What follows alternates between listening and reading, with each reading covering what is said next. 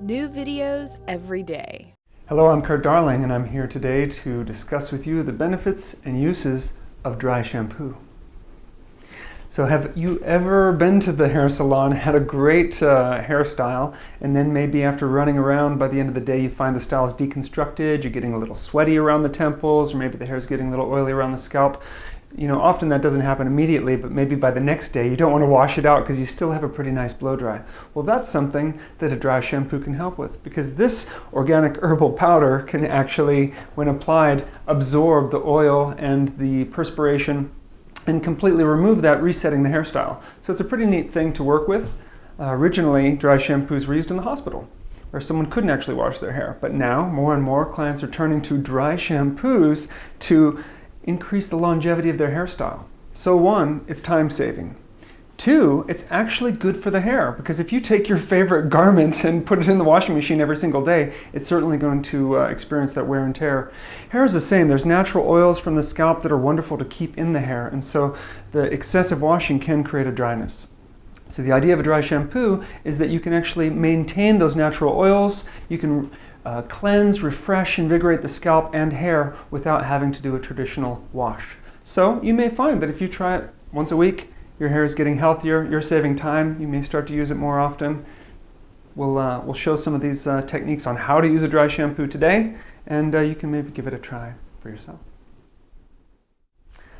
Okay, so there are different types of dry shampoos on the market, maybe an aerosol. In this case, we have an organic herbal sifted powder of my own creation. And with this, I'm going to lean Jonna's head forward, and you can just take a little bit actually and just sprinkle a little bit right on, you can see that right onto the scalp like that. And then from there, if you just start to massage, you can massage that in, and that will start to cut any oils, any perspiration. It starts to fill in the hair cuticle and get fatter, almost give you a little bit of that Brigitte Bardot kind of feeling, which is awesome. So Jonna doesn't even need dry shampoo in this case because she's not experiencing perspiration and oiliness, but this is just simply how to apply it. And so again, I'll start and I'll just sprinkle a little bit on, almost like you're seasoning your favorite dish. Just a little of this herbal powder at a time. We just massage that right in, as such. Now this particular technique is ideal for those of you out there that have curly hair, because you don't necessarily want to start brushing through your hair at all. You just want to apply the product,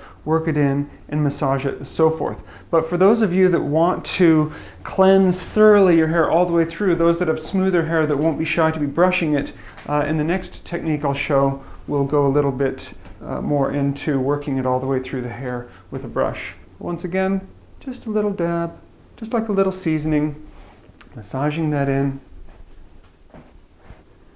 And one thing that I would like to mention is that with this particular product, you can use it on your whole body. It's an organic powder, so it doesn't matter that it's getting on your body. I would actually say do this fresh out of the shower. Do it before you even get dressed, because then a little bit of powder going onto your body is fine. What you don't want to do is get all dressed in black and start putting in herbal powder on your head and then have to start to deal with all of that. So perhaps best to do it before you even get dressed. Okay? So we'll just keep massaging that in, and voila. Okay, so in the second application, we don't really want to use a brush like a paddle brush or a vent brush, a blow drying brush, because the teeth, as you can see, are so staggered so far apart that the powder isn't really being held by the bristles. So in this instance, what I'll use is a cushion brush that has all these various staggered bristles, and then I can just apply right into, and it will actually catch and hold some of the powder in that way, whereas this particular brush would not. So now that I have that worked into the brush, I can start to go inside, start to brush from underneath, and start to apply the dry shampoo in this way.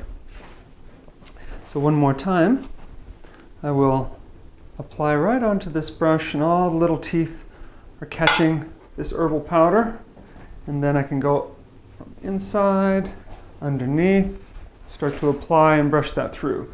Now, this is not the technique for those of you out there with very curly hair, because you're not going to want to brush all your curls out, right? So in that case, the first tip of just sprinkling it onto the scalp and massaging it in is your best bet. But in this case, with Jonna's hair, she has smoother hair. I can go in and start to work it through with this soft bristle brush. Now you don't have to go out and buy the best brush in the world. This happens to be the brush, the best brush in the world, but you don't need this one. There are many air cushioned soft bristle brushes like this that you can find at your local drugstore, and that will work perfectly with the application.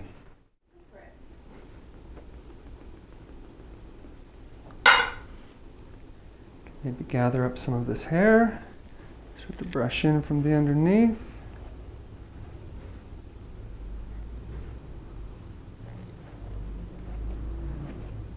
And once again, just reminding you out there, you don't want to do this while you're wearing black clothing. You don't want to do this before you even get dressed. Anyway, you can work that through. Afterward, once the product is applied, if you want to go through with the larger brush, if you like the idea of invigorating your scalp and getting the dry shampoo to work through the scalp and all the way through the ends more, then you can use the larger brush. This works through the hair so much better than a compacted brush. Initially, we have the compacted brush just to apply to the scalp, but we can continue to work this all the way through. And this will leave the hair feeling clean and refreshed without the abrasiveness of water, not to mention of blow dry and heat products. So in conclusion, by working with something like this, you're not only saving time, because you're not having to wash and blow dry your hair so much, but you're saving it from the potential damage from washing, blow drying, and hot tools. So if you've enjoyed what you've seen today, please give me the thumbs up, leave a comment, let me know what you'd like to see more of. Visit me at curtdarling.com and subscribe to the channel, please.